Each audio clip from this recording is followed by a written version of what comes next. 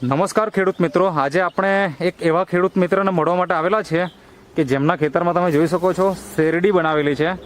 તો સૌપ્રથમ આપણે એમનો પરિચય લેશું. શું નામ છે તમારું? ગામિત પંકજ કુમાર ધનસુખભાઈ, ગામ વરજાખાન, તાલુકો માંડવી, જિલ્લો સુરત. ઓકે, તમે આ શેરડીની ખેતી કેટલા વર્ષથી કરો છો? એમ ચાર એક વર્ષથી કરતા હશે.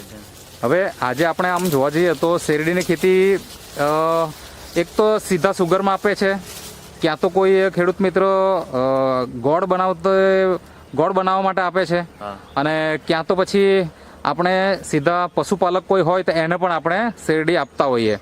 તો તમે આજે શેરડી બનાવી છે તમારા ખેતરમાં, તો તમે આ શેરડી સુગરમાં આપો છો કે પછી કેવી રીતનું? થોડી વાત કરો. ચારામાં આપી દે. ચારામાં જ આપો છો? તબેલા વાળા લઈ જાય. અચ્છા, તો આખા વર્ષમાં કેટલી વખત કટિંગ કરો?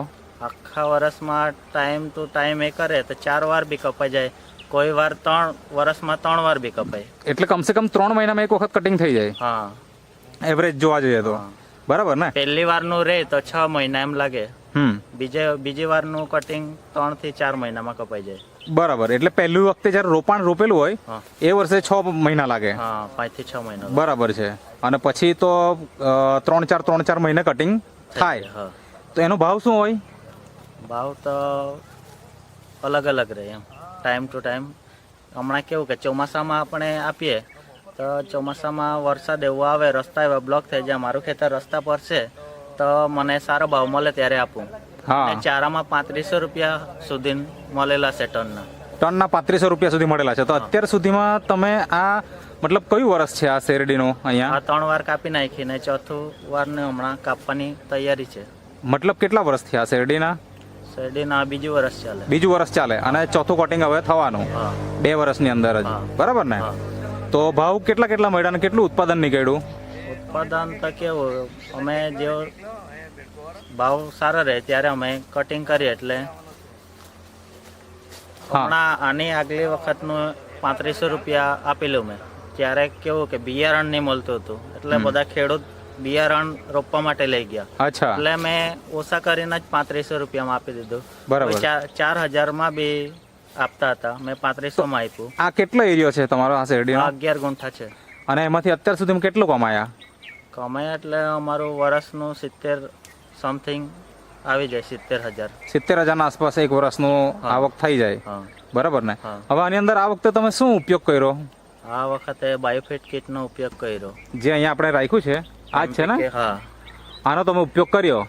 NPK છે, પછી શેત છે, બાયો 99 છે, ઝીંક છે, વામ છે, સ્ટીમરીચ છે, આનો તમે ઉપયોગ કર્યો. તો શું ફાયદો દેખાયો તમને એનાથી? ફૂટ એવું સારું રહ્યું. ફૂટ સારી રહી, ઝડપી વિકાસ થયો. હા, આ કાપ્યું ને કેટલા અઢી મહિના થયા. અચ્છા, અત્યારે કટિંગ થી ખાલી 2.5 મહિના થયા છે, અને ગ્રોથ જોરદાર. હા, એપ્રિલ માં કાપેલું છે. ઓકે, એટલે એક તો ફૂટ સારી નીકળી, એટલું ઉત્પાદન વધવાનું. બીજું જલ્દી મોટી થાય છે. અને વજનમાં કેવું? વજનમાં આ વખતે સારું રહે. ઓકે, તો ઓલ ઓવર આમ જોવા જઈએ તો બધી રીતના તમને ફાયદો થયો. અને જાત કઈ? જાત 0265. 0265. અને ચારા માટે જ આપી છે, સુગર ફેક્ટરીમાં નથી. અને આપવાનો કોઈ વિચાર ખરો સુગર ફેક્ટરીમાં? ના. ઓકે, સુગર કરતા ને સુગરમાં વર્ષમાં 1 વાર કપાઈ જાય, આ વર્ષમાં 3 થી 4 વાર કપાઈ જાય. ઓકે, તો જે લોકો પણ ચારા માટે શેરડી બનાવતા હોય એમના માટે તમારો શું સંદેશ છે? કે ચારા માટે કરે તો સારું રહે એમ. સુગરમાં 1 વાર જાય તો ચારામાં 3 વાર. તો બાયોફિટ નો ઉપયોગ તમે કેવી રીતના કર્યો? છંટકાવ કે કર્યો, જમીનમાં આપ્યું, શું કર્યું તમે? 2 વાર ડ્રિંચિંગ કર્યું અને 2 વાર સ્પ્રે કર્યા. 2 વાર ડ્રિંચિંગ અને 2 વાર સ્પ્રે? અચ્છા, તો આવી રીતના તમે ઉપયોગ કર્યો. એટલે આગલા વર્ષોમાં જે ઉત્પાદન આવતું અને અત્યારે જે ઉત્પાદન તમને દેખાય છે એમાં શું ડિફરન્સ તમને દેખાય? ઉત્પાદન એટલે પહેલા જ્યાંથી મેં કરતો હું ત્યારથી 6 ટન 7 ટન હતું નીકળેલું છે. હા, એટલે શેરડી સારી રહે. તો અચ્છા, આની આ કટિંગ કર્યું કે નહીં, આગળ એપ્રિલમાં કાપ્યું હોય ત્યારે કેવું કે શેરડી નહીં મળતી હતી, એટલે અમે કેટલા 2 પેર પડ્યા, આવડા કટકા હતા, એટલે બિયારણમાં એમ આપી દીધી. એમ તો 3.5 થયેલી, 3.5 ટન ને થોડીક વધેલી તે મેં જાતે ટૂણી દીધી જ્યાં મોટા ગેપ હતા.